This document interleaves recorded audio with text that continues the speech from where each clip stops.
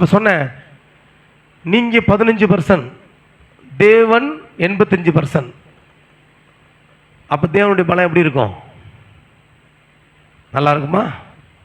நீங்கள் 50%, தேவன் 50%. உங்கள் வாழ்க்கையில் செயல்பட்டால் எப்படி இருக்கும்?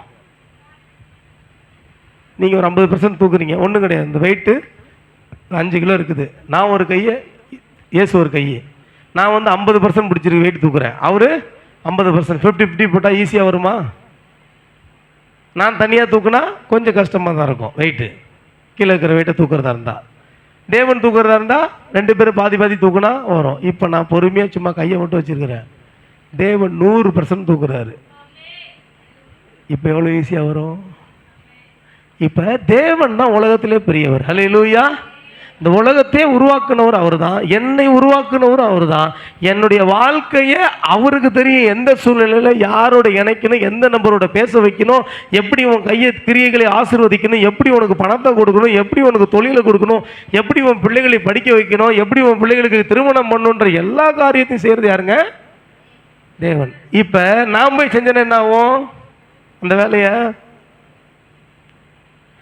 100% சரண்டர் ஆகிடணும். ஆண்டவரே, நீங்கள் என் வாழ்க்கையில் செயல்படுங்க. சொல்லுங்கள் வாய் திறந்து, ஆண்டவரே என் திருமண காரியத்தில் நீங்கள் செயல்படுங்க. சொல்லுங்கள், என் குடும்ப செலவுகளில் நீங்கள் செயல்படுங்க. என் குடும்ப பொருளாதாரத்தில் நீங்கள் செயல்படுங்க. என் கடனை அடைக்கிற வேலைகளில் நீங்கள் செயல்படுங்க. என்னை சேமிப்புல, என் வாழ்க்கையினுடைய சேமிப்பு, என் வாழ்க்கையில் நான் சம்பாதிக்கிற சேமிப்பில் நீங்கள் செயல்படுங்க. என் மனைவியை சரி பண்ணுறதுல நீங்கள் செயல்படுங்க. நீங்கள் அப்படி செஞ்சு பாருங்களேன். அவர் பலம் பெருசு. ஹல்லேலூயா. அவர் பலம் பெருசு. அவர் 100% வேலை செஞ்சாருன்னா உங்கள் வாழ்க்கை இப்படிலாம் இருக்காது, வேறு மாதிரி இருக்கும். இதை பிரசங்கம் பண்ணிக்கிட்டே இருக்கிறேன். ஒருத்தர் எனக்கு பணம் தரணும். கிட்டத்தட்ட 20 நாள் நடந்து எனக்கு டயர்டாகி போச்சு. நான் பிரசங்கம் பண்ணி முடிச்சுட்டு அங்கே போய், ஆண்டவரே